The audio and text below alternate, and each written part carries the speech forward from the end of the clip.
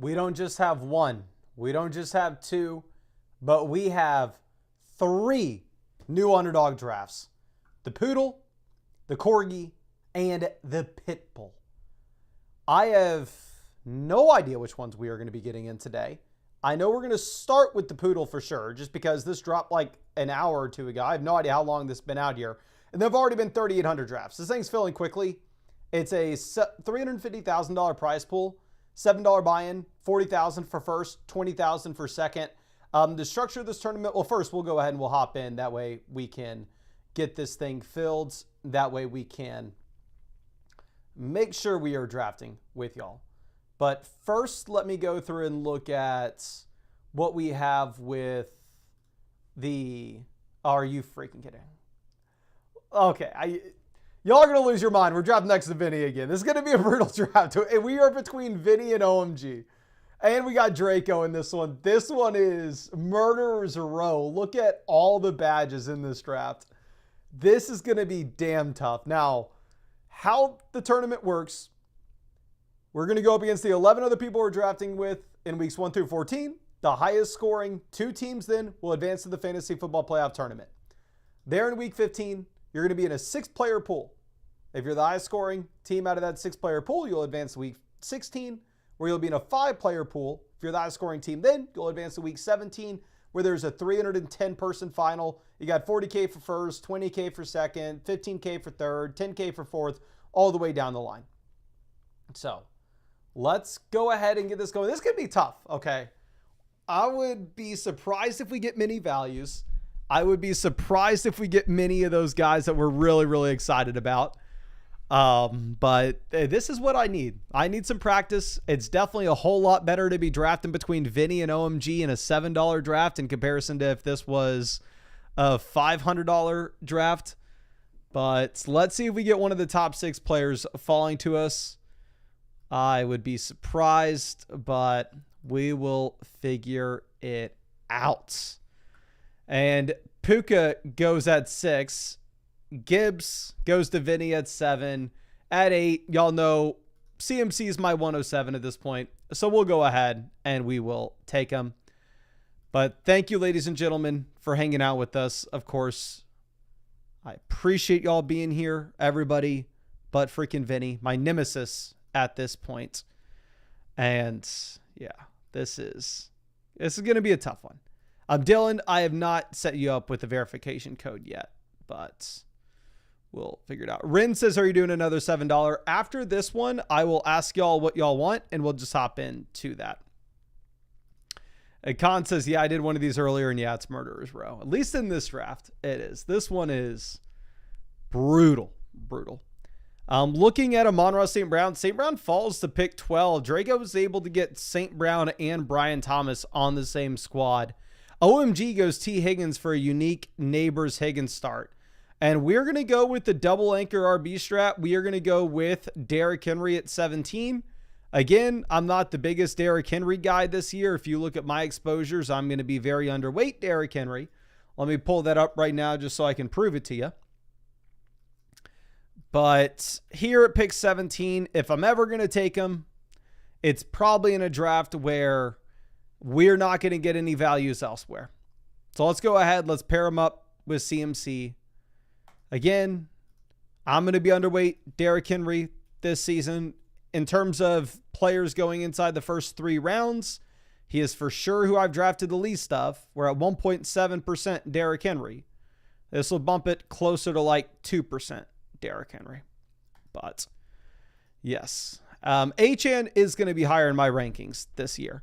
But there will be a lot of drafts where I can get Achane there at like pick 19. There'll be very few drafts where Derrick Henry falls to us at 17. So if we're ever going to mix them in, probably makes sense to do it here. Henry wants us to get into a $500 big dog. When we got the new $7, $5, $20 drafts, when we have 3 new underdog tournaments, my guy, we're sticking with the new tournaments right now. We are sticking for this new one. Henry says he saw a draft where Gibbs went at pick 9. Jaggy says we've already done 100 drafts. My guy, I've done way more than that.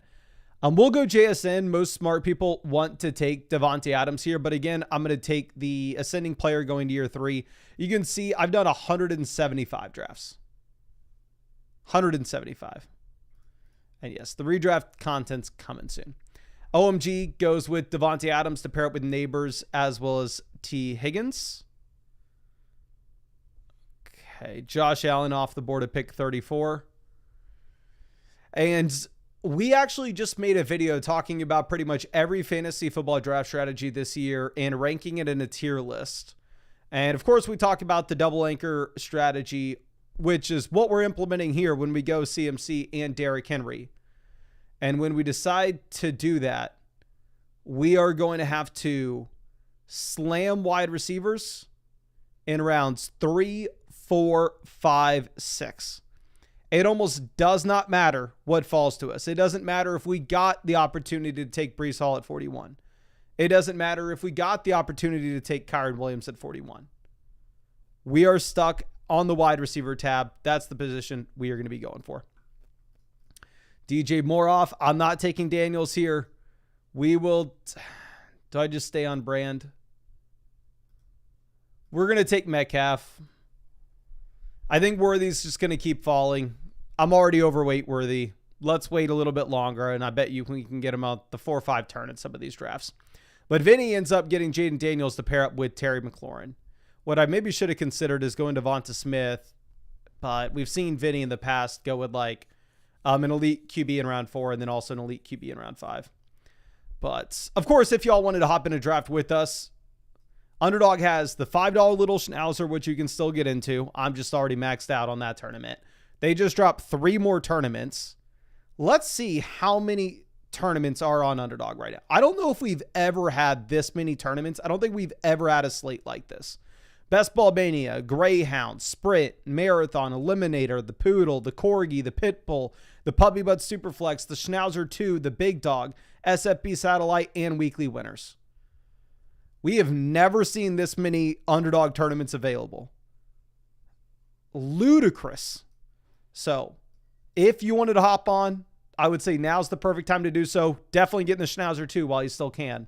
And if you use promo code FLOCK, if you're not on Underdog already, you'll get a 50% deposit bonus up to $1,000. Plus, you'll get all our 2025 fantasy football draft guide cheat sheets.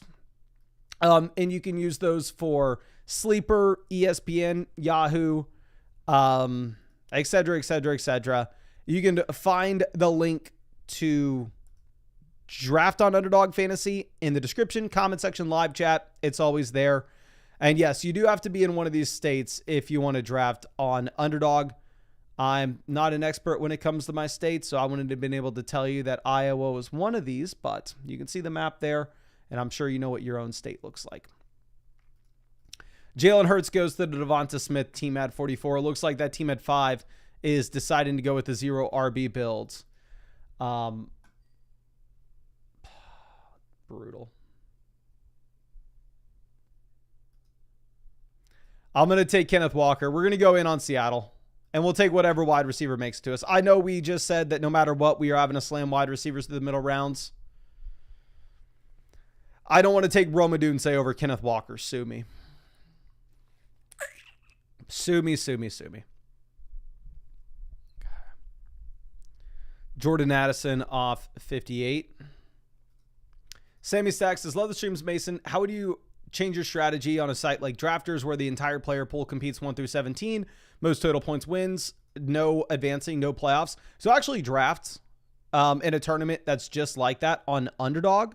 It's the Marathon. If you didn't know, Underdog has that same exact setup.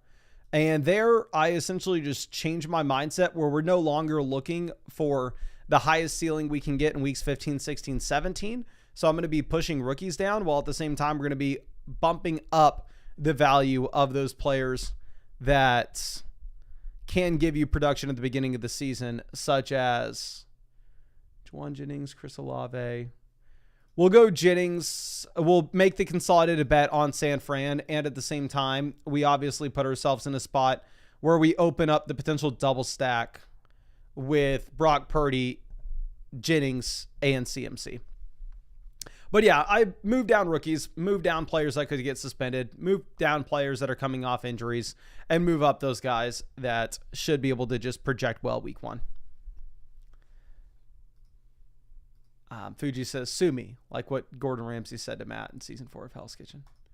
I did binge Hell's Kitchen in college, but I do not remember that reference. I don't know if he actually got sued. Hopefully.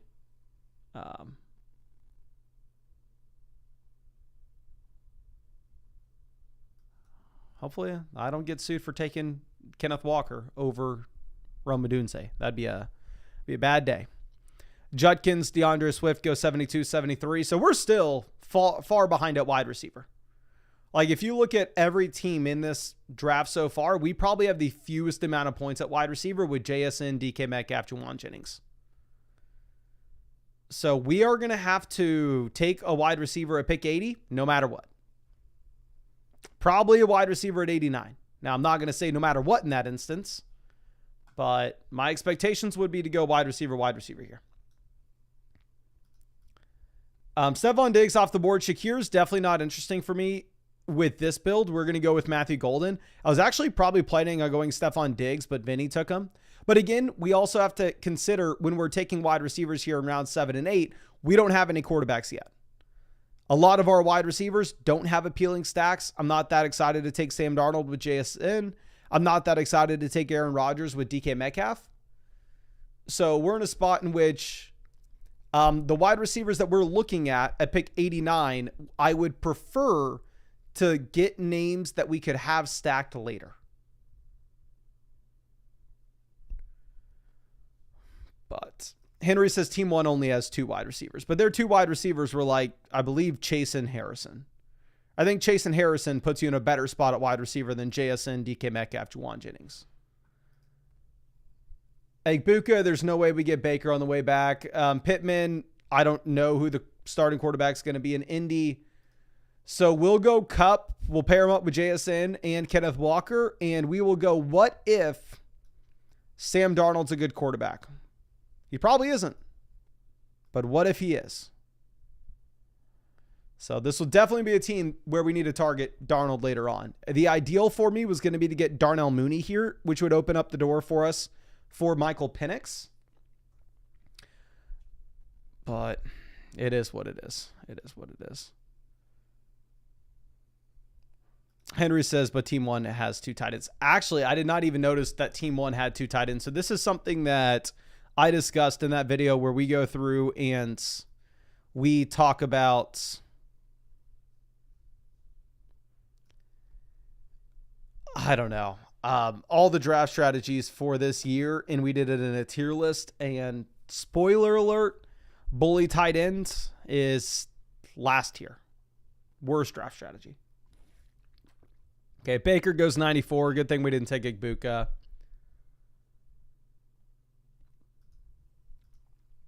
Ice Mike says, Darnold was my high school quarterback at San Clemente? Clemente? I don't know. He's a god. What do you mean? I'd imagine that Sam Darnold was a god in high school. I would not be surprised at all. Scott, always happy to see you. And yes, if you have not done so already, please go down there, hit that like button, and hit the bell next to the subscribe button if you want to know whenever we go live. YouTube will tell you. Okay, Henry says he was good last year. Last year, he also had a much better coaching staff, Justin Jefferson, Jordan Addison, TJ Hawkinson for half the year. So he was definitely good last year, but he was in a much better situation last year. Keon Coleman goes. Let's see what Vinny has. Does he have any Niners? He does not, so we're going to easily get Brock Purdy here. And again, we took Juwan Jennings with the purpose of, hey, we're probably looking for a Brock Purdy, CMC, Juwan Jennings double stack, which is exactly what happens. We don't necessarily need another running back in this range. I know some people would want to go with the hyper fragile build, having only CMC, Derrick Henry, Kenneth Walker. I'm probably going to still opt to take the 5th running back. And for that reason, I personally probably don't want to take another running back anytime soon unless we get a player that I really like in the 10th. But let's move this down. Now at running back, we have CMC, Derrick Henry, Kenneth Walker. Wide receiver, we have JSN, DK Metcalf, Juwan Jennings, Matthew Golden, Cooper Kupp. And we have Brock Purdy as our QB1 with the double stack of Jennings and CMC. Jared Goff off the board. Henry says, Team 1 has 2 receivers, 2 quarterbacks, 2 tight ends, and 3 running backs through the first 9 rounds. Yeah, Team 1 is something else. Something else.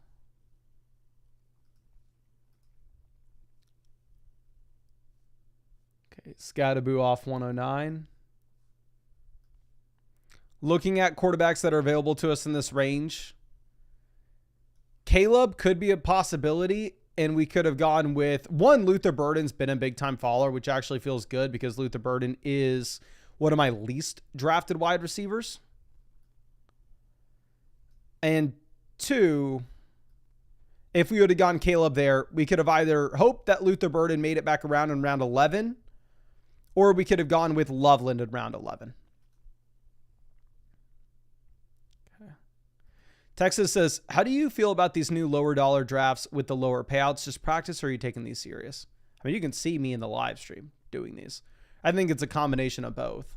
And again, the reason why, and I'm being so genuine when I say this, the reason why I think I probably had the best draft strategy in the Flock League last year, and I think the reason why I'm probably going to crush people in my redraft league, the Flock League this year, is these lower dollar buy-ins, these $3, $5 underdog tournaments allow me to do 400 drafts in an off season. So if you just do some simple math, hypothetically, I do 400 drafts this year, which probably I'm going to do more than that. I'm probably going to push to 500 this off season. I do 500 drafts this off season. 12 draft slots. Let's get out the little calculator here. On average, how many strong mock drafts do I get at every single pick? 40? That way in my redraft league, I pull pick 2. It's like, oh, I've done 40 drafts at pick 2. I've done drafts where I go Barkley early. I've done drafts where I go Jefferson. I go drafts where at the 2-3 turn, I go running back. I've gone drafts where I go with an elite tight end. I've done drafts where I go wide receiver. And I know how to navigate the middle rounds afterwards. So last year, I think we did about 400 drafts. And this year, I think we're going to push to 500. Mims, Kirk, I don't necessarily think are super exciting for us. We will take David Njoku at tight ends. We'll get our first tight end here in round 11. And we're going to take 3 tight ends kind of no matter what. Texas says, yeah, makes sense. I agree on that point. It does give great insight at each position. Yeah, so like, and the same thing is, I know we had somebody ask us in a live stream the other day, like, hey, why don't you do a draft where you, something like, do a draft with only players that have last names with like 2 syllables, some crap like that, you know? And for me, it's like, okay, well, then at that point, I would not be taking these drafts seriously. At that point, I wouldn't be getting practice. But if y'all can tell, I'm trying to have a good draft every single draft I get in. I definitely do different things. I'm definitely not doing the same thing every single time. A lot of times I let the board fall to us. I think we pass on Mims. We go Dobbins, Stroud. We don't have any stacking options. Obviously, we're going to be looking at grabbing like Darnold late, but Darnold's not going to be anywhere close to this side of the board.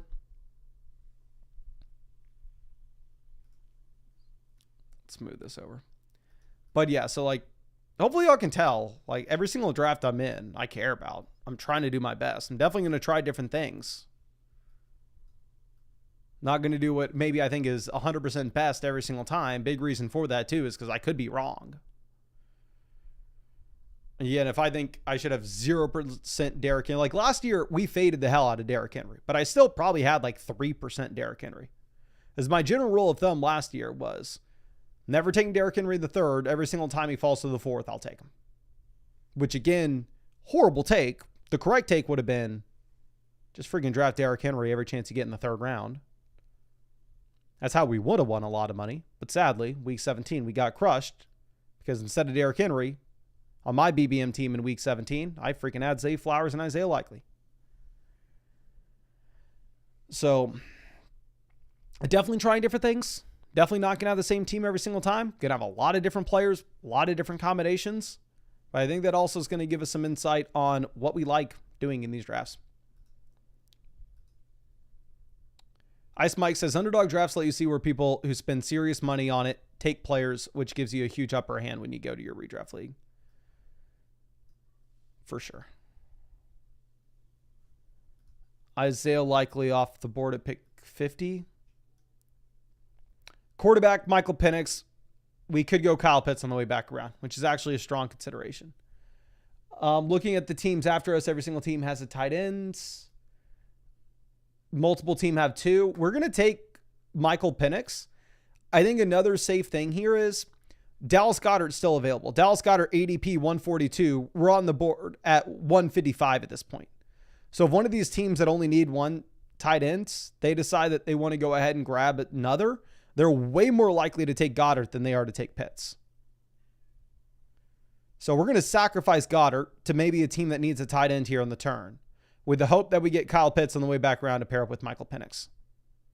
Dallas Goedert goes 155. Tank Bigsby goes 156.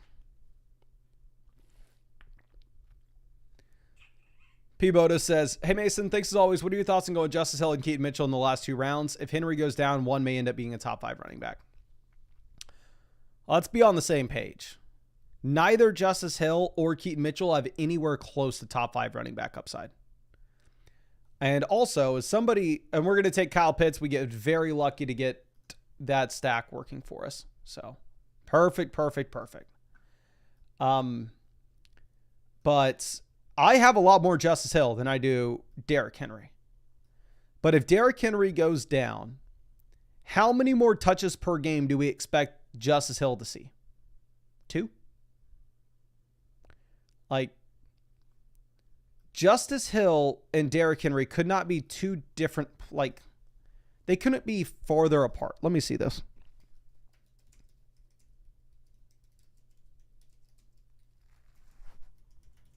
If y'all can't tell, my mic stand broke.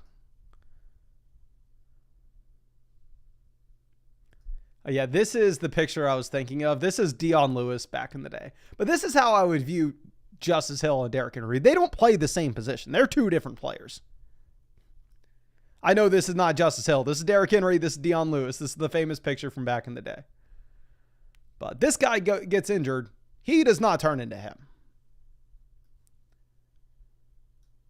Again, what I think would probably happen is I think, one, there'll just be way fewer running back points scored.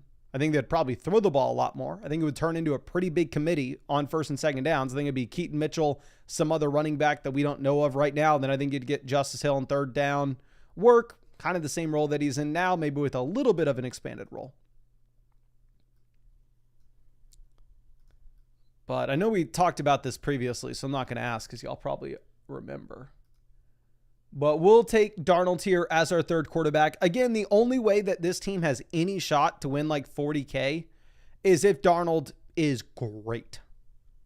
Darnold has to be very good for this team to play out. As we have Kenneth Walker, JSN, Cooper Kupp, and now Sam Darnold. So this is a Sam Darnold team. Don't get it twisted. Maybe we could have pushed Darnold, see if we can get him in round 16. And then if not, we would have taken Rodgers to pair up with Metcalf. But there were no players on the board that I was like, I absolutely need this guy. But I don't even remember what we were saying. I'm not drafting a lot of Derrick Henry, but at the same time, I don't think any of the running backs behind him have top 5 upside. Oh yeah, no, what I was saying is Keaton Mitchell's a running back that had a horrible prospect profile coming out, just random day 3 running back in a bad draft class. He's had a couple big plays in his NFL career, but he's had 0 games with 10 or more touches or 10 or more carries. It's not like Derrick Henry's been there his entire career. So Keaton Mitchell, for all we know, is, and I'm not saying this is 100% certainty, But for all we know, Keaton Mitchell. Do we take Miles Sanders? We'll take his. I don't know. We'll take Gesicki. I have no idea. We panicked. All we know, Keaton Mitchell's a replacement level running back. He's the same exact guy that somebody, the Ravens would get if they signed somebody off the street. Like, running back with no pedigree. He's never had 10 touches in a game. Suffered a significant injury as a rookie. So, again, how we should treat running, in my opinion, running backs that were bad prospects coming out of college that go on day 3 of the NFL draft is they are bad until we are proven otherwise. And of course, using this won't always work out. I know we're going to have somebody in the comment section screaming at me, Tom Brady was around 6. I get it. We can always find outliers. Antonio Brown was a very late pick. Tyreek Hill was a very late pick. Aaron Jones was a very late pick. Austin Eckler was a very late pick. And we're always going to collectively overlook the hundreds of players in the sample that didn't work out so we can cherry pick the exact one that did. But it doesn't change the math behind it.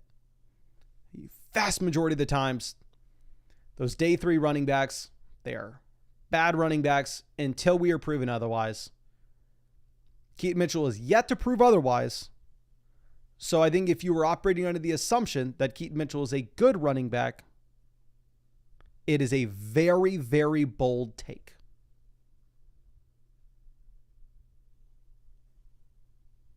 Exactly. This is how I'd say it. Keaton Mitchell is guilty until proven innocent. Like, going over and looking at some other day 3 backs. Like, Brashad Smith is guilty until proven innocent. Taj Brooks is guilty until proven innocent. DJ Giddens, day 3 back, but had a much better prospect profile than Keaton Mitchell. We'll take Giddens here as our 5th running back, and then we're going to have to go with the wide receiver here. So, draft this, whatever. I think we're probably too light on wide receivers. That's going to be the issue with this team. Like, quarterback, Purdy, Penix, Darnold, strong. Running back, CMC, Henry, Walker, Dobbins, Giddens, strong. Tight end, Njoku, Pitts, Gesicki, strong. Wide receiver, this is bad. JSN, Metcalf, Jennings, Golden, Kupp, Shaheed, and then whatever random bum wide receiver we get in round 18.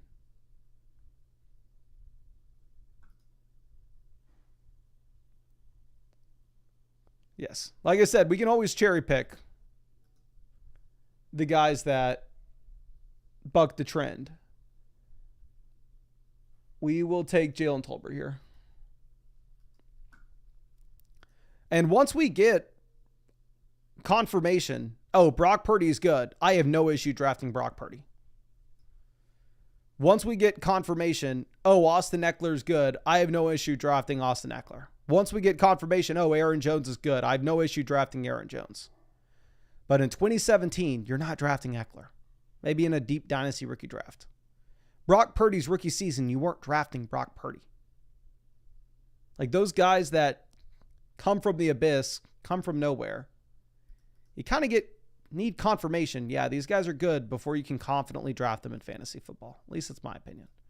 And I don't want to say, like, you can't draft Keaton Mitchell and say, oh, Keaton Mitchell's going to be a low-end RB2 if Derrick Henry goes down. I mean, you can get usable weeks from him. You want to say that, by all means, go for it. My issue is when we see statements like, oh, draft Keaton Mitchell because if Derrick Henry gets injured, Keaton Mitchell's going to be a top 5 running back. That's when I go, whoa, whoa, whoa, what are we talking about? Okay. But we are pick 1. We are next to a couple members of the flock in this live stream. We got Desire Best in here at 2. Lord Jon Snow in here at 4. Let me know if there's anybody else in this stream with us. Somehow we dodged Vinny.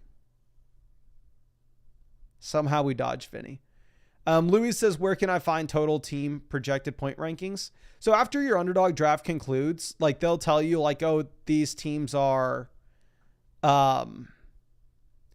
this team's projected for this many points. This team's projected for this many points. This team's projected for this many points. Full transparency. I know we've said this in the past, but those underdog projections, I do not put any value into them whatsoever. Like us looking at Jamar Chase projected for 260 points versus Justin Jefferson projected for 245. I'm not looking at those and making any decisions on my own. If you wanted to look at projections that maybe could be at least a little more accurate, or in my opinion, maybe a little more predictive, it's something that Underdog has.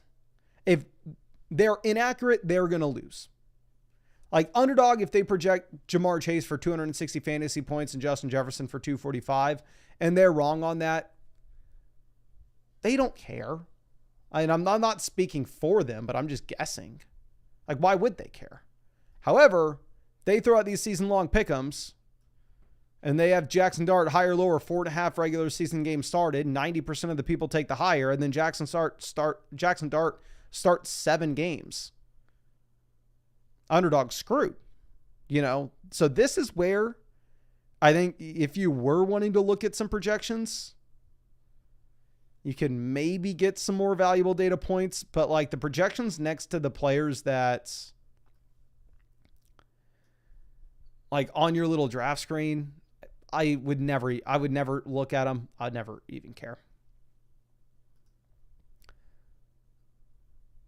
Ronald says, Vinny is with me at pick 8. I think his IQ went up. That's what it is. We scaled down the IQ slider far enough where we finally got Vinny out of there. Rex says, for some reason, I don't have the NFL season projections / pick'ems. Yeah, so the NFL season pick'ems aren't available in all the same states that drafts are. So whenever we show off this map, this is the map on Underdog where all the drafts are available. There are a few additional states where the pick'ems aren't. Like the states that I've lived in, California, Texas, and Florida. Lived in quotes. I was in Florida for like 10 months, California for just a couple. Texas for essentially ever. But we have all the pick'em projections and stuff. But I think there may be some random one-offs. Like Ohio can't do pick'ems. Caliber also with Vinny and at pick 4. Zane also in the other draft with Vinny. Y'all are the ones that your IQ was too high. We're going to take JT with Chase. And then we're going to reach on Tyreek. I have a lot of Trey McBride. I really like Trey McBride in this range, but we did a lot of research for... Ooh, what I just saw, which is funny, for 4th of July. Underdog just put out higher lower hot dog eating contest. Joey Chestnut, higher lower 69.75 hot dogs eaten. I have never watched the hot dog eating contest, and I never will. But yeah, that video that we did with the tight end projections, with the draft strategies, the historical research shows that drafting an elite tight end on Underdog may not necessarily be the best thing. But with like the competitive food stuff, going back to the hot dog eating contest, one of my favorite shows back in the day when I was a kid, favorite shows ever, was Man vs. Food. Man vs. Food, phenomenal. I also love watching the Man vs. Food was so good though, because they would also do they would just go to a town. They would do the 2 restaurants that are like, oh, they have some quirky things. They have good food here. And then we're going to go do a food challenge, right? Man vs. Food was incredible. And I also love the just random YouTube videos you'll watch of like YouTubers doing some food challenges. But when it comes to hot dog eating contest, where they're dipping buns in water and just munching on hot dogs, which I think hot dogs are kind of gross in the first place. I love me some brats. I love me some sausages. Don't get me wrong, but a hot dog's different. I have no interest in watching that. Let's see.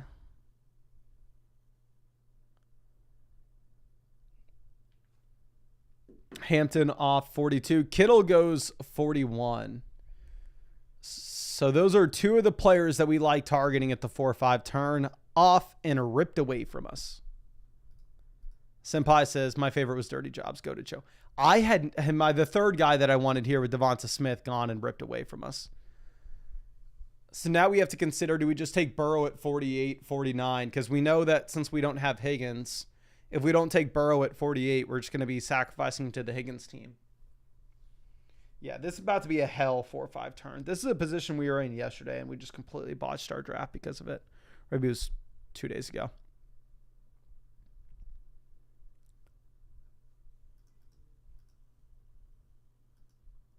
We'll take Jameson.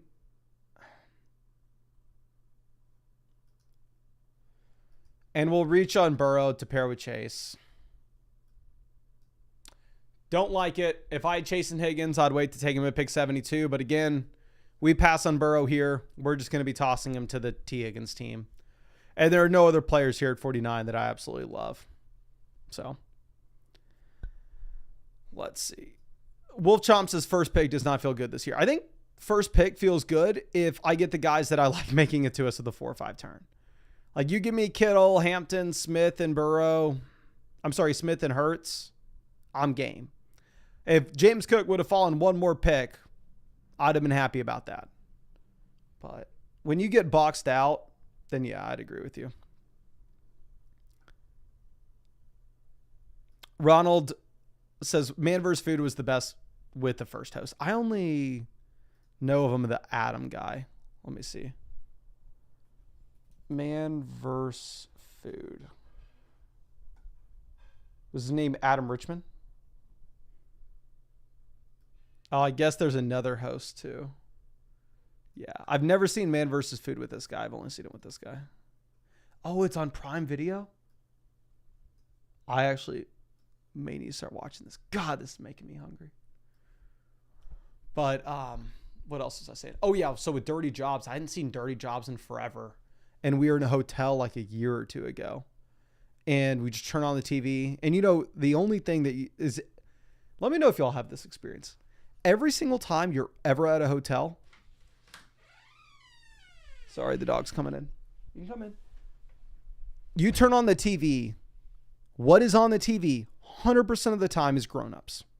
Either Grown-ups 1 or Grown-ups 2. Which, no complaints, some of the best movies ever made. But...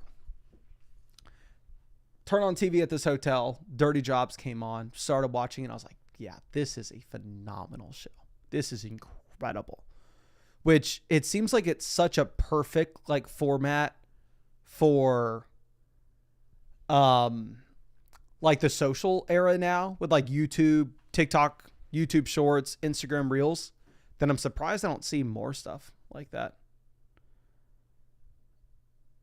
Okay. Chris Godwin goes 65. Juwan Jennings goes 64. Star says Burrow going before Hurts. Clearly, we have Jalen Hurts higher in our rankings, which is why we were hoping that Devonta Smith made it at 48, so we could go Smith and Hurts. But, I mean, if y'all remember, tournaments opened up, and Burrow had a higher ADP than Jalen Hurts for weeks. We threw out our quarterback rankings with Jalen Hurts ahead of Burrow by a tier while Burrow had the higher ADP. So you're preaching to the choir here, saying that Jalen Hurts is a better pick than Joe Burrow. It's more about roster construction with this overall draft. Okay. So let's move this over. Montgomery goes 69.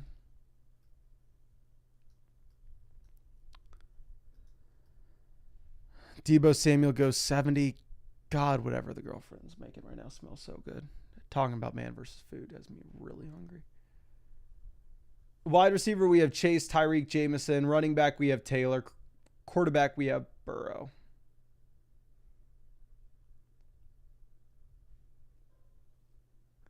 We know we want Judkins.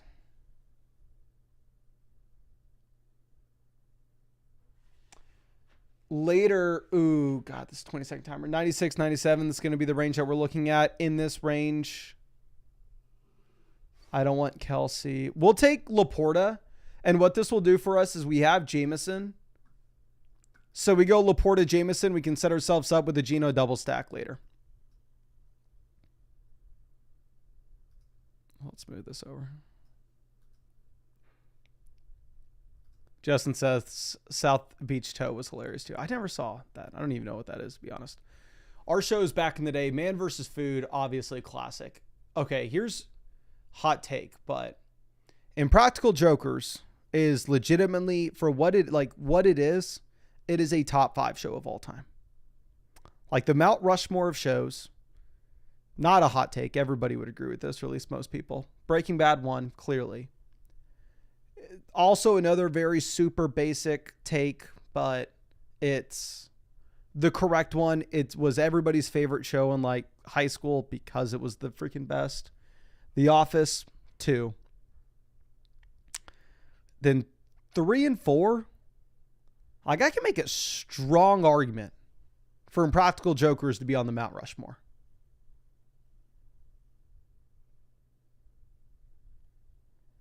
Rex says Impractical Jokers is literally on every day at almost every hour. I don't watch Impractical Jokers as much now as I used to. Like back when I was in high school, Impractical Jokers was the absolute best thing ever. Like 2016, 2015 era Impractical Jokers, incredible. And then, yeah, Game of Thrones, of course, is on that Mount Rushmore as well. But, so, my Mount Rushmore would be Breaking Bad, The Office, Impractical Jokers, Game of Thrones. Taylor says Seinfeld clears The Office. I've never seen Seinfeld's, like, the entire series start to finish. But seen a bunch of random one-off episodes of Seinfeld. It's hard for me to get behind it.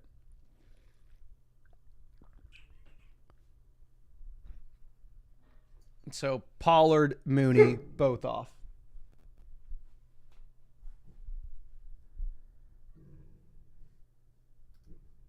So let's see. Rex says Game of Thrones isn't even HBO's best show. Sopranos and The Wire.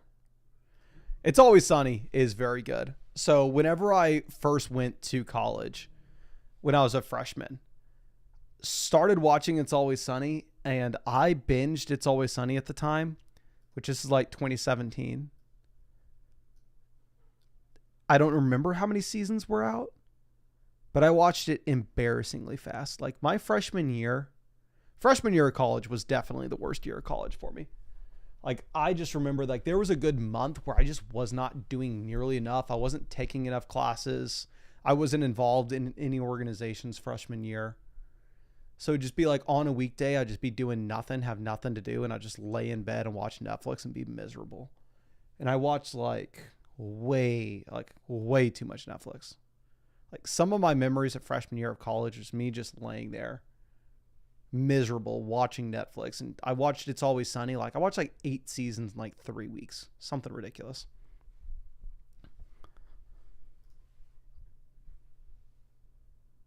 Okay. Brian Robinson goes 94. This is another issue when we're okay. Y'all 117. Okay. We're not doing that. I was seeing if we were going to have any weird reaches.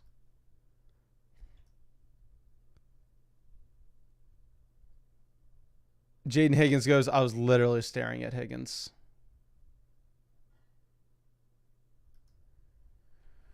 Think we may take Jalen Warren here.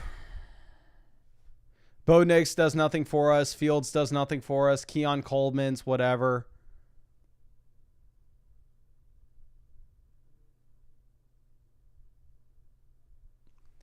We take another running back. I really don't want to have to like...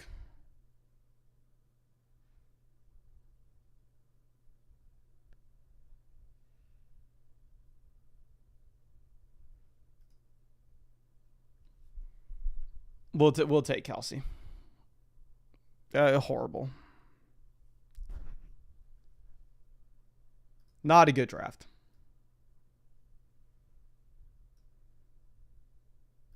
I think I'm starting to get behind what y'all are saying. Pick one sucks.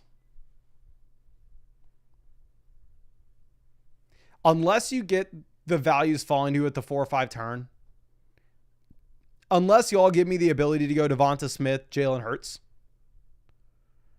Unless you give me the ability to go like Amari and Hampton, George Kittle.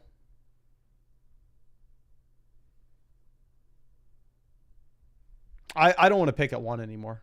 I'm going to have to call Underdog. Tell him stop giving it to me. I was thinking about this. So if I get to choose if I win whatever we do to determine the order in the flock league,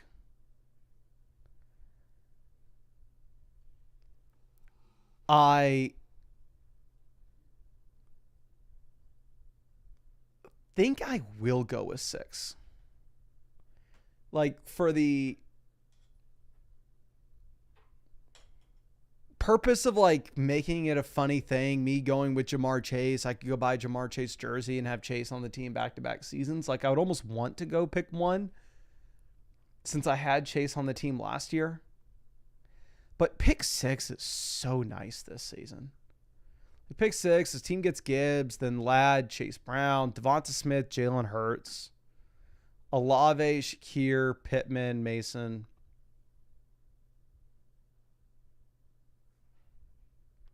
LC says maybe Jetta's out the 101 to leave McCarthy would be better. The thing is, like, for someone like me who's going to do 400 drafts, right? 500 drafts, something crazy.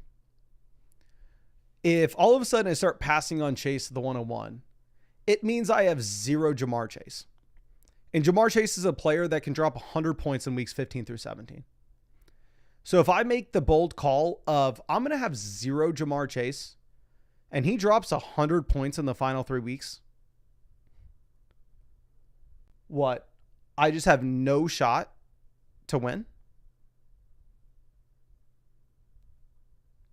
So when I pick 1, it's like, suck it up, Buttercup. Try to make a Jamar Chase team work.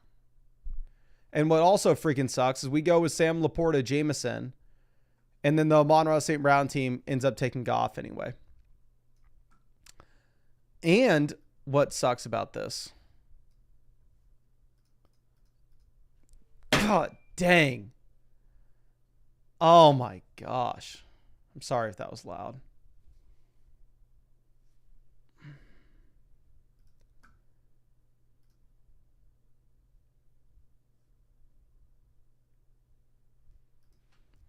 We almost got Caleb and Burden.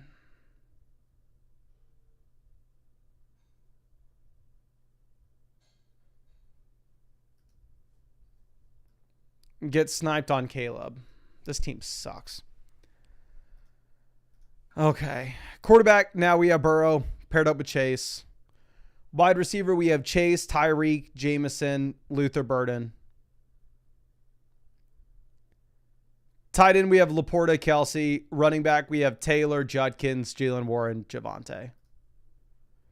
And yeah, I am underweight Luther Burden, but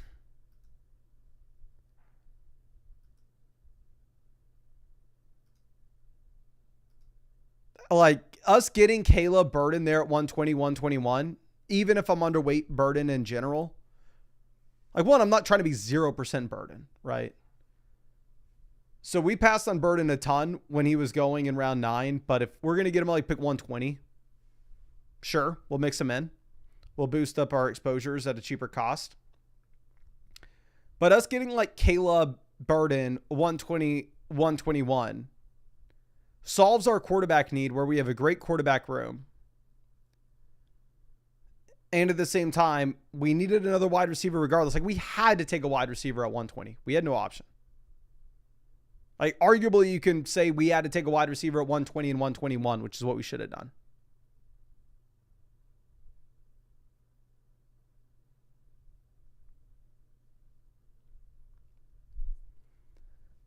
Super frustrating.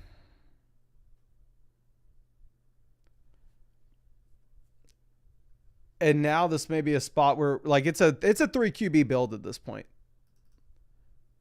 These are the only quarterbacks that are left available. We have no options at tight end, so, like, we can't go Penix and Pitts. Like, Tua obviously is in play for us with Tyreek. But then outside of that, any other player that we're looking at here doesn't really give us the optionality for, we'll have to take a wide receiver to open up and to unlock any of these late round quarterbacks for us.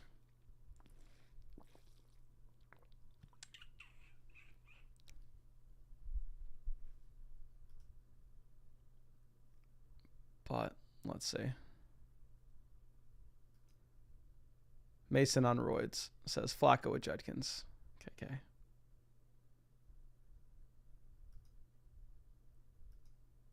Thomas says, the one time I agree with Flacco.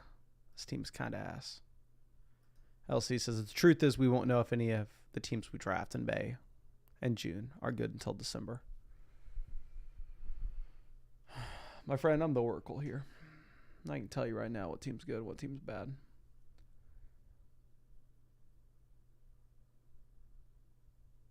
Tell you also that we can't take a tight end.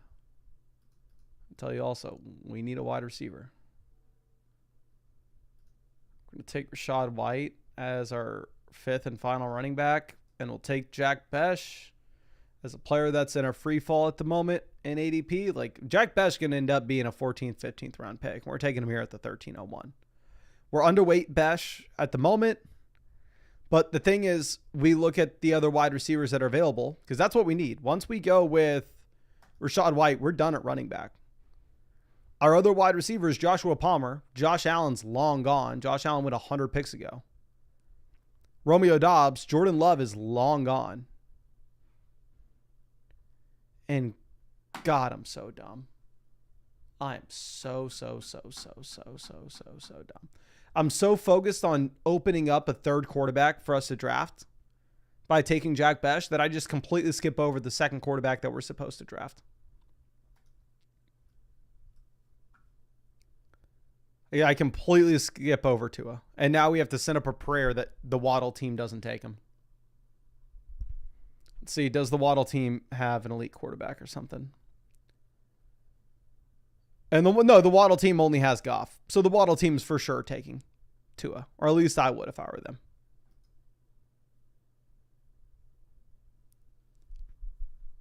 Yes, we are going to be on Tyler's stream later tonight. We're going to end this one. Go eat some dinner. Maybe make a podcast or so. Tyler got to me and he said that I think he had to work. So his stream had to be super late. But we will be on PPR Tyler's stream late tonight.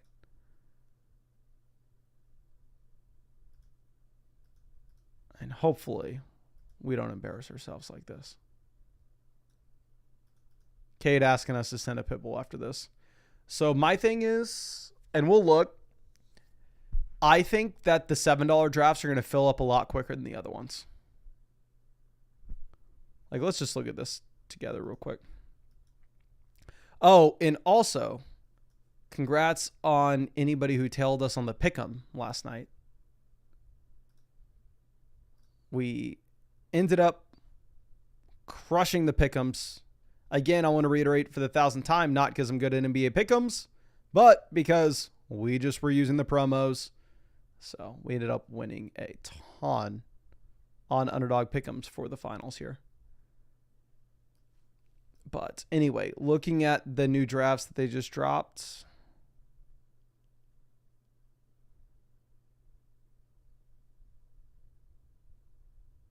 So like there have already been 4,500 entrants into the Poodle. And there have only been 1,200 into the Pitbull.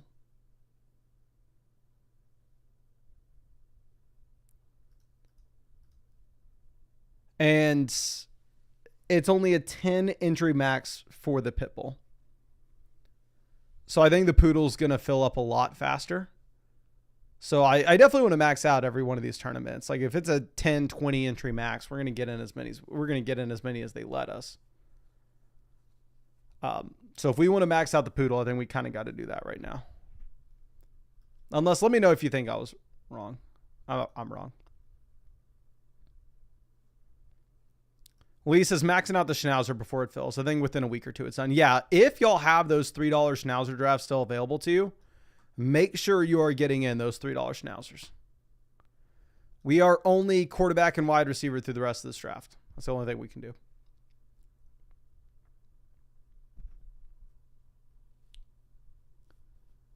Okay, McMillan goes 165.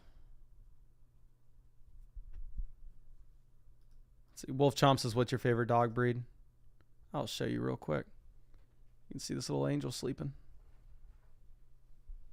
Great Pyrenees, best dog breed. There she is.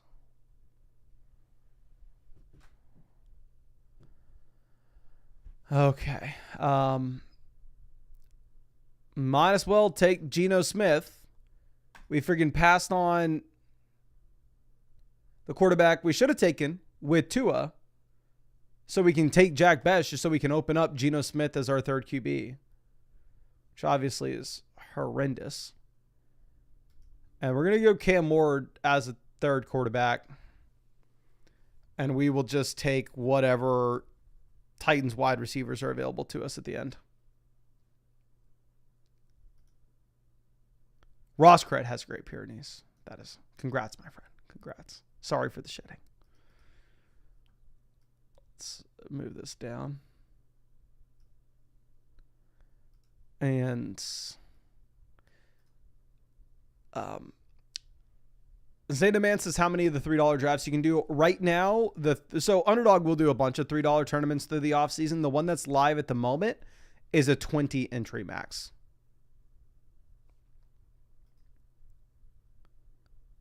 Thomas says poodles suck because most poodle owners suck at training their dogs. To be honest, I've never had a legit poodle. We've had like poodle mixes, my family growing up. But I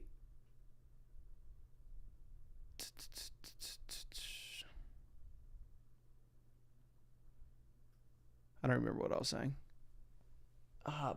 But like the full bred poodles, whenever I see one like at the park or something that is like well groomed, I'm like, oh, that's a pretty dog. Like a poodle that like just got its like haircut and is like prancing around. I like him. Elsie says, I'll never understand why people get those little rat dogs. Those things always suck. Did somebody say a chihuahua or something? I will say, and I know this is going to alienate some of y'all and will hurt feelings, but I would agree with the sentiment that I don't understand people getting chihuahuas. If you have a chihuahua, I'm sorry. I've only been around like 2 chihuahuas in the past. And y'all can correct me if I'm wrong, because I'm possibly wrong with this. But like the chihuahuas I have been around, they've seemed like they can't think. They seem like they're almost like bugs in a way that it's like they have like just 2 modes. One mode is just like they're shut off to the world. And the other mode is they're like attack mode. Like, I don't know if they think, like everybody's crazy. I'm a crazy dog person, right? Everybody's crazy about their own dog. Nobody wants to hear people talk about their own dog. But this monster here, she's got some complex thoughts. She's thinking, I know what she's thinking a lot of the times. And I don't know and this could be just complete BS, and probably is complete BS. But I think maybe it's because she's bigger. She just has a bigger brain than like a little chihuahua, so she can have more thoughts, but I could be completely wrong. And yes, I'm sorry for the chihuahua hate. I'm sorry for it.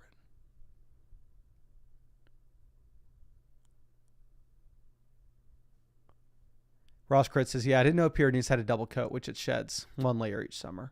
It's the first summer since I got him, and my vacuum gets clogged several times.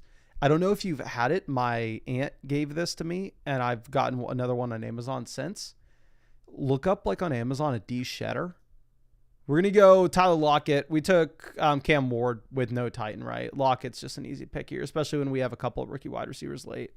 And then we're going to take Yoshi Vosh, pair him up with Burrow and Chase. And then we're queue up another wide receiver here for round 18. Our wide receiver room is light. I mean, running back, we're strong. We have Taylor, Judkins, Warren, Javonte, Rashad White. Quarterback, we're strong with Burrow, Geno, Cam Ward. Tight end, we're strong with Laporta, Kelsey. The issue with this team is wide receiver. Wide receiver, we're good at the top with Chase, but then we have Tyreek, Jameson, Luther Burden, Jack Besh, Tyler Lockett, Yoshi Vosh. So we got some studs and a whole lot of duds. So we need to just queue up a couple of these guys near the bottom here. Queue up our usual suspects. And then we will just make sure we're going wide receiver. Actually, let's move up A.O. Manor. Since we have Ward. And let's hop in another draft. We're going to get in another poodle. Like I said, I want to max these out. And that means we're going to do 20 of them. And it seems like it's filling fast. So if we want them, we got to get them in them now. Get them in them now. Get them in them now. Can't talk, can't draft. What can I do? Talk crap on Chihuahuas, apparently. Dylan running hills. Love to see it, my guy. You love to see it. And yes. Nice and Blunt says we should have gone with Thornton. Everybody that's smart would say that, but actually, I guess we had Geno. You're right. So we should have gone with him. That is the one case where we should have gone that direction. Yeah. King says we can plug Underdog since we didn't hit 250 likes. If you want to get in a draft with us, scan the QR code. I'll send the link out in the live chat. If you want to draft with us, if you want to take down Vinny, there's the link. Get in here. Code FLOCK. Hook you up. 50% deposit bonus up to $1,000. And at the same time, you'll get all our 2025 fantasy football draft guides and cheat sheets for ESPN, Sleeper, etc., etc. Rin is drafting with Vinny. Twin Sky is with Kale this time.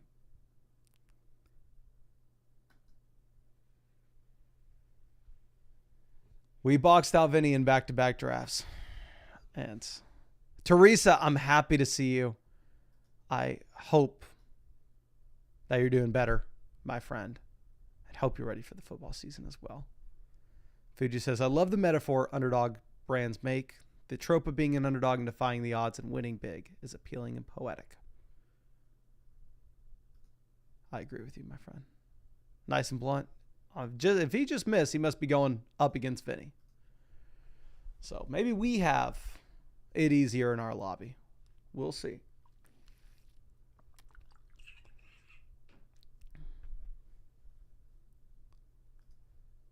Okay, Puka goes 8. Neighbors off at 9.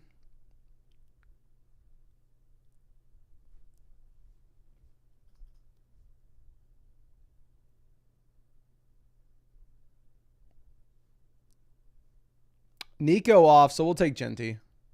Like I said, Genty's been falling a lot more to the 1-2 turn. I'm actually slightly underweight Genty. But we're going to get a fun start of Genty and St. Brown or Genty, Brian Thomas.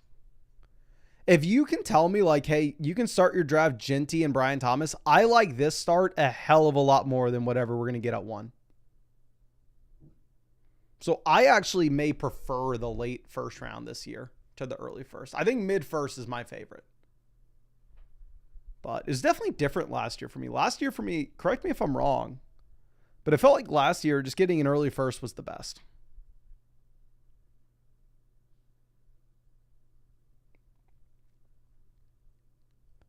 Like last year, every draft I was hoping we got an early pick. But late picks are feeling good this year. Yeah, we have not taken Genty in a long time. Rec is in this draft with us at 7, so he says we get 1 free square. That's good news for us, my friend. HN goes 16. The Puka team takes a Taylor. Should be a unique combos. CMC with Bowers. AJ Brown makes it all the way down to pick 19. So you'd assume that that team at 6 should have a pretty easy time getting Jalen Hurts in round 5.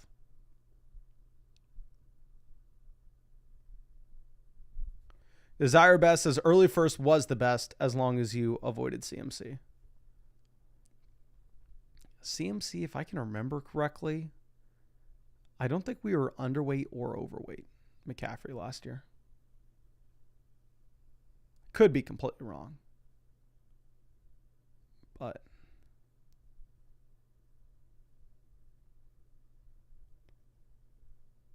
Josh Jacobs goes 24.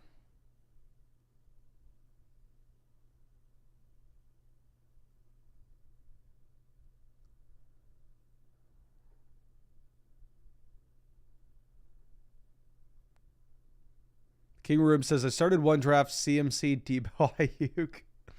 Yeah, the Niners stacks did not do too well last year.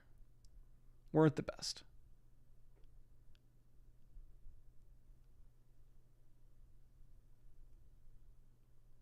Garrett Wilson. Adams goes 27. None of these players really would have been on the board for us at 35, right? So it's all about the same. Tyreek off. I do think that Tyreek's probably going to be the player that I'm overweight on with this group of wide receivers.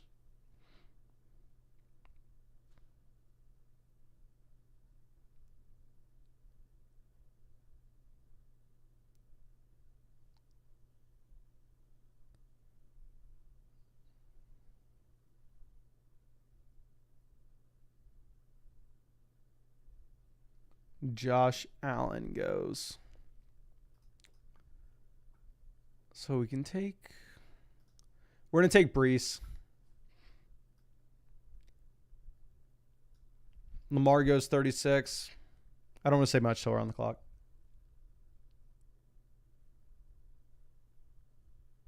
Yeah, no matter what, we are going to go with a wide receiver. We get Evans making it, which is exciting. So we'll take Brees and Evans. I think we should be overweight Brees. At least we were when we made the video where Brees consistently was falling to the 4th round. He was the top 5 running back for us with our exposures. We talked about our top 5 drafted running backs, whatever. Evans, we are slightly underweight, however. Evans, we have in 6.9% of drafts. So it's not like we have a strong stance against Evans, but we haven't been drafting a ton of them. Whereas Brees, we have in about 12.5%. So we have almost double the Evans that we do Brees.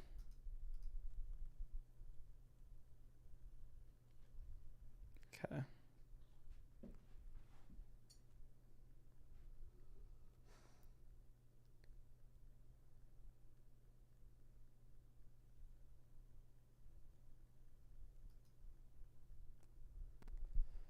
Kittle goes 39. Is Kittle moving up? Because this is now back-to-back drafts where we've seen Kittle kind of go in this range. Thomas says this team's way better than last draft. I'd agree with you. But last draft, I mean, at the same time, 4 or 5 turn, we really didn't have many options in the last draft. Last draft, maybe you want to make an argument, oh, it was a bad decision to go with Tyreek Hill there at 25. I mean, it's just kind of up to you, right? That's personal preference. If you prefer Garrett Wilson, then sure, take Garrett Wilson. But fundamentally, it doesn't really change the overall structure of the draft. That team at 1 gets Jaden Daniels. There's not going to be there will not be many people that are able to go Daniels on a Chase team. That'll be a very rare combo. That team at 2 gets my preferred start. Like, imagine if we were pick 1 in this draft. Pick 1 at this draft. You're giving me Daniels, Sutton. You're giving me Devonta Smith, Jalen Hurts. So we got screwed in the last one. That's what I'm saying. We got screwed in the last one.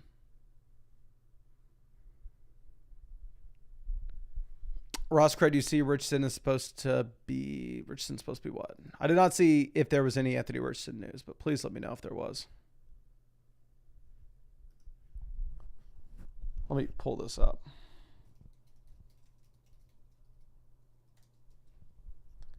Chuba goes 56. Okay, so Anthony Richardson's going to be ready for training camp.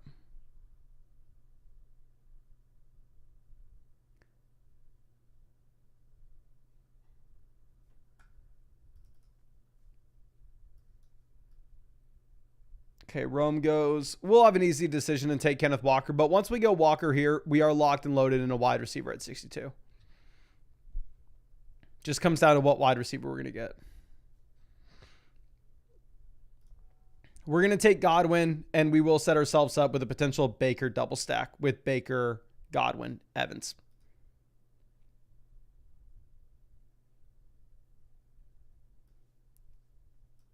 Okay. Yeah. Fuji Apple says Kenneth Walker again. I think we should be overweight Kenneth Walker unless I'm mistaken. Because in general, we are targeting Walker instead of Mixon. Walker, I have in like 10.5% of our drafts. Hubbard, I have in about 9.5%. Mixon, I have about 7.5%. Who else goes in this range? Harvey, we have in about 8.5%. And then Kamara, which obviously Kamara typically goes later. Kamara, I have in about 14%. So I guess the running backs that go at the 5-6 turn, I'm overweight Kamara by a decent percentage, slightly overweight Kenneth Walker, Chuba Hubbard, and slightly underweight Joe Mixon, RJ Harvey. But what says Bo Nix just went in 55 in the overflow draft. Interesting. Zane says he takes Kamara over all those guys. Yeah, which is why, I mean, like I said, Kamara is our highest exposure by a decent little margin in that range. Debo Samuel goes 73. DeAndre Swift goes 74.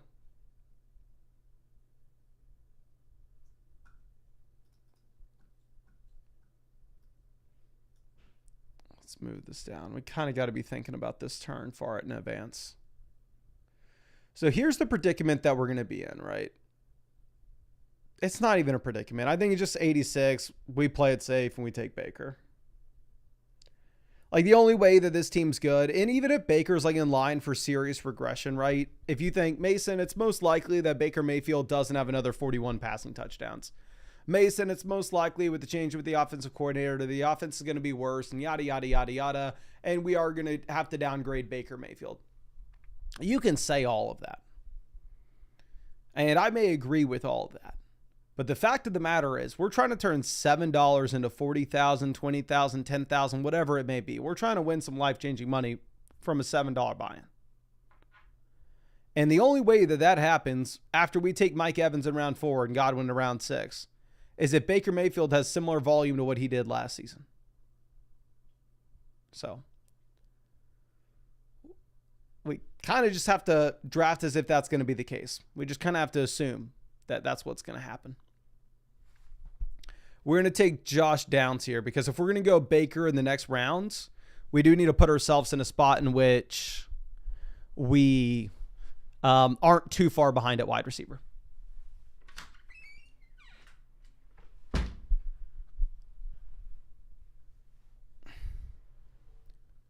Darnell Mooney goes 85. Baker Mayfield off the board at 86. Justin says 40K is life-changing, question mark. $40,000 is a lot of money, my friend. $40,000 hits the bank account. That's a new car with that alone.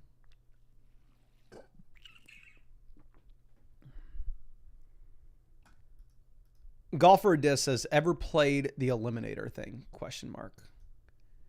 Yeah, I'm in some Eliminator slow drafts. I've done a decent amount of the Eliminator slow drafts. Thomas says Downs, question mark, seems kind of early. Again, like I said, I think we're going to need to take a wide receiver there kind of regardless. Running back, we already have Genty, Brees, and Kenneth Walker. So like, I don't necessarily know if we want to be going with Aaron Jones and then just completely box ourselves out of running back later on. So your wide receiver options here are Downs, Mooney, Ayuk, Pittman. Like, Ayuk's very appealing, but we already have Godwin. So Godwin, we're already kind of underweight points at the beginning of the season.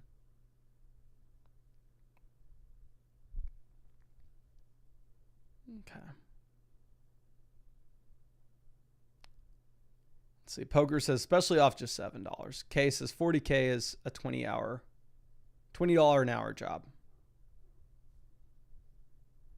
If your job's $20 an hour, how many weeks do you have to work for 40K?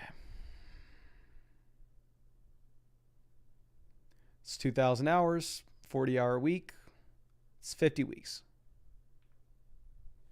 It's an entire year. So yes, I would say for the vast majority of people, $40,000 hidden in the bank account, which you do have to pay taxes on. Depending on your tax bracket. Who knows what that ends up being. But hidden in the bank account, that is life-changing for the vast majority of people. I'd say maybe 1 to 5% it's not in the U.S. But I could be wrong. Mark Andrews goes 105. And this is why we went with a wide receiver in the last round. Wide receiver is pretty gross.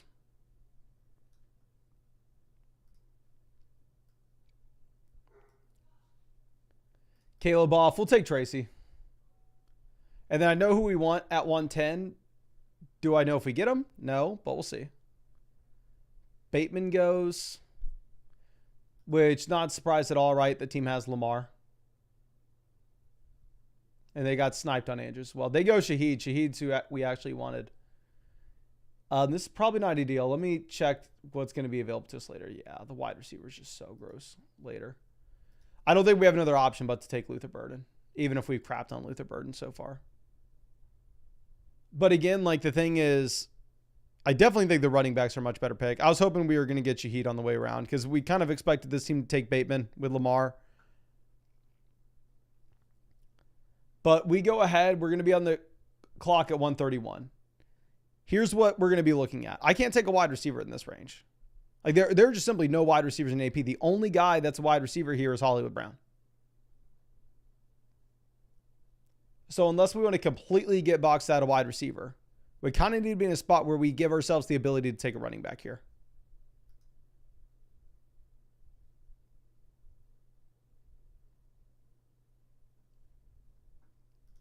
Okay.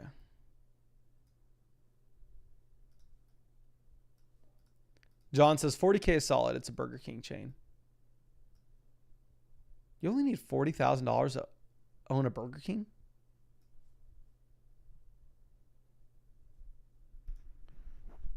Does that include... There's no way that includes like the kitchen and stuff. Is that just like the licensing? How much does it cost to open a Burger King? Opening a Burger King franchise can cost anywhere from... Okay. The AI overview is giving us $300,000 to $4.1 million. Decent little range there. But yeah, 40K is not open up a Burger King. Initial franchise fee, $50,000. So I guess maybe the franchise fee. Ben Fine says Chick-fil-A costs $5K. Ooh. What it would be like to own a Chick-fil-A. I know we talked about this the other day. I'm not going to bore you all with fast food talk again. But I do want to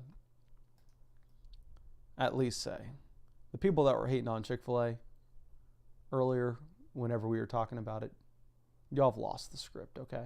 If you don't think Chick-fil-A is good fast food, I don't know what to tell you. Tucker Kraft off 128. Christian Kirk goes 129. We're going to get Lawrence at 134, so we don't need to take Lawrence here. I know what position we're going to go with. We're either going to take David Njoku or Loveland. Njoku goes, we'll take Loveland. Surprising this team didn't take Loveland when they have Caleb Williams. So we'll take Loveland. We'll pair him up with Luther Burden. And we'll go, what if Caleb smashes? What if DJ Moore is traded? What if Rome Odunze's a bust? What if one of those things happens? And then we'll take Lawrence on the way back around. We'll pair up Lawrence with Brian Thomas.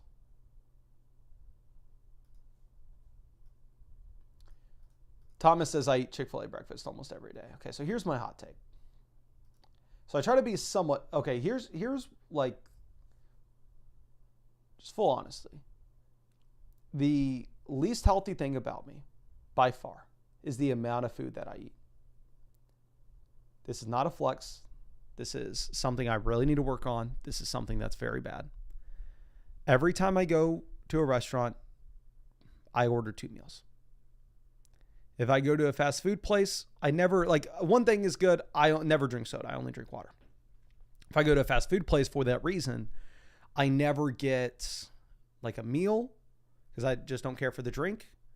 And my go-to for Chick-fil-A breakfast, which is immaculate. So because I eat so much, whatever I eat, I try to at least make it somewhat healthy. So if you do the egg white, like it's not the McGriddle, the egg white, like chicken sandwich, it is phenomenal. It's like an English muffin, egg white, grilled chicken, slice of American cheese. Get 3 of those bad boys for breakfast. It is incredible. Highly recommend. Trav Snow says Chick-fil-A is very good, but they are backed by their sauces. Oh, for sure. And if you are feeling a little spicy, Chick-fil-A sauce on that. Couldn't be better. Ross Kretz is Five Guys has the best fries. I haven't gone to Five Guys in a while. I need to do it again. Because like I told you all this in another live stream. But one thing that I've gotten a lot better about, but I used to be horrible about. And obviously it's a good thing to be cheap to a certain extent. Of course. It's a good thing to be like frugal with your money. It's a bad thing to be as cheap as I used to be. Where I've gotten a lot better about it. But I went to Five Guys like back in when I lived in Tampa. We're going to go with Garindo, and we will call it a day at running back. That'll be our last running back. But last time I went to Five Guys, I just got like a single burger, and it was like $12. And then I was like, and it wasn't even, it like wasn't that big. Do we just take McMillan and go with the full-blown Baker onslaught? We'll do it. And yeah, it was just so expensive that, I mean, it's good, but I just couldn't let myself enjoy it because it was too expensive. Like I was like shaken up by like, I was like, they really cost that much? And then, which is also kind of the reason why I love In-N-Out so much. Because every time you go to In-N-Out, I think In-N-Out's just as good as Five Guys, but it's so cheap. Like I said, I never get the fries, never get the meals or anything. Just my go-to is to just get a couple double-doubles. And it's just so cheap in comparison to anything else. Like I'm already in a good mood before they give me my food because of how cheap it was.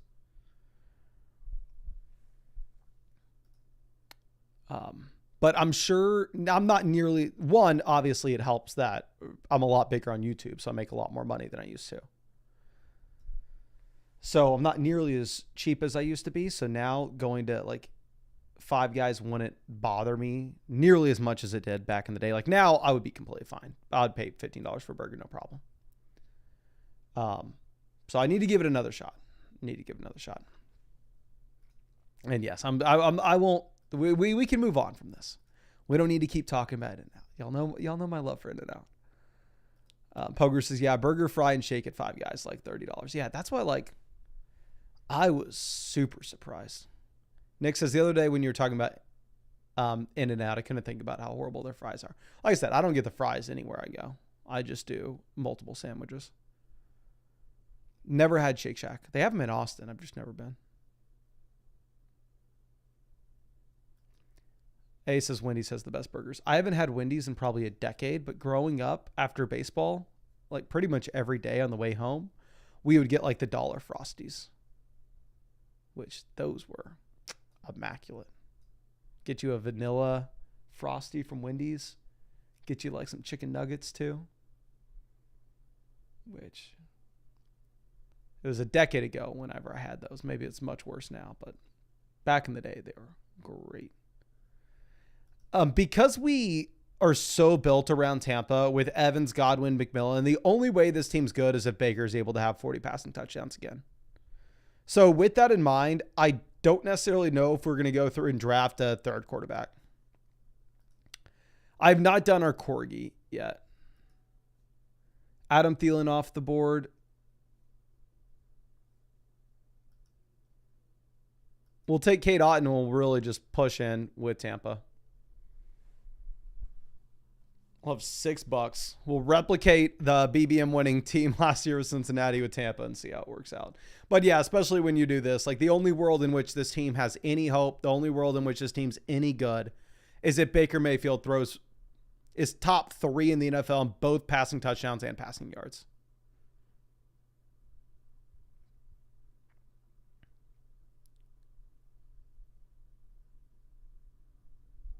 And we will take Mason Taylor here as well. Maybe having 2 rookie tight ends, not the ideal, but I think Mason Taylor gives us some upside. Ross Kritz says, hot take, Burger King burgers aren't bad. So, like I said, back in the day,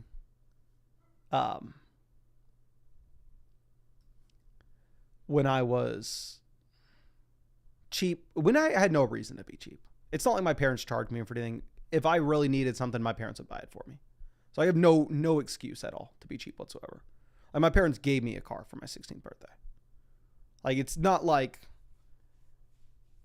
I needed, this is what I'm saying. This is why it was a problem. This is why I did this myself. But anyway, back whenever I was like that, I loved Burger King in high school because you could go and get like I would get the mail and they would always like in the newspaper or whatever, send like an ad, like a page of Burger King ads. And you could go and get like crazy cheap Burger King, like to the point where there was no way they were making money on it. And I would eat Burger King all the time. And the only Burger King that we had where I grew up was like, at least the one that was close was like inside a Walmart. So I would go to the Walmart to go get Burger King with my newspaper coupons all the time. And yeah, I love Burger King. I haven't had it in 10 years, but Lee says, yeah, Burger King still has crazy cheap deals in the app. And Elsie says the same thing. Yeah, I don't think I have ever had the Burger King app. I don't know if that was a thing back when I was in high school, but we did the news, and I put the other kids on the team on the newspaper thing. It's like we would walk into Burger King and we would all have our little newspaper. I've never had the French toast. Tim says, can you still win if your whole team is a bye week at week 12? Probably not. You're telling me you have 18 players with a bye week of 12? You're probably cooked, my friend. King Rube says, is Indian food a thing in the U.S.? Yes. Okay, so whenever I grew up in the suburbs. Obviously, if you can't tell, super white kid. And I would just eat the normal thing. Like I would eat, like we'd have a spaghetti night, tacos night, which is just ground beef. And like they're obviously not watching this and they tried their best, but my parents were horrible cooks. They didn't know how to cook much. We'd eat pork chops all the time. So I was very, very sheltered of like food growing up. So I didn't have Indian food until I was maybe like 20 or 21. But Indian food's now my favorite food. I absolutely love Indian food. We are going to go with, we'll take Amari because we like lighting money on fire. Rogers goes 204. And I'm sorry we were talking about food a lot in this stream, but your boy is starving. The lady cooked up something that smells delicious, and I've been having to smell it this entire stream. So we are about to skedaddle off this so we can go ahead and start getting some food in us. But I appreciate you drafting with us, of course. Don't love the teams that we drafted today. The first team was decent. Second team, garbage. Third team, pretty bad as well. Third team, we have Ginty, Brees, Kenneth Walker, Tyron Tracy, Garindo at running back. Wide receiver, Brian Thomas, Mike Evans, Chris Godwin, Josh Downs, Luther Burden, Jalen McMillan, Amari, Jalen Tolbert.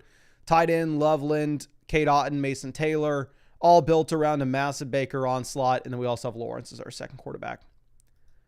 But obviously, I really appreciate y'all putting up with me. Really appreciate y'all hanging out with me. And super exciting. We have 3 new tournaments. I saved my entry on whatever the $5 one was. Forgot what it was called. The $20 pit bulls, I think that's what they are. It's a 10 entry max, so I'll definitely max it out. But it seems like the $7 poodle's going to fill first. So I'm probably going to do the poodle first. And then we'll do the pit bull after. Unless the poodle slows down and then we can mix it in. But we're going to do a lot. Oh, and last but not least, y'all notice something? Y'all see this right here? Look at that. The beard is loading. It's coming for the first time ever. It will make an appearance in the stream. We're going on a week strong about. It's coming in nicely. This is probably the most I've ever had. All right. And the brother stole my electric razor charger, but I'm liking it. We may keep it. Appreciate you, of course. And I hope I get to see y'all tomorrow night.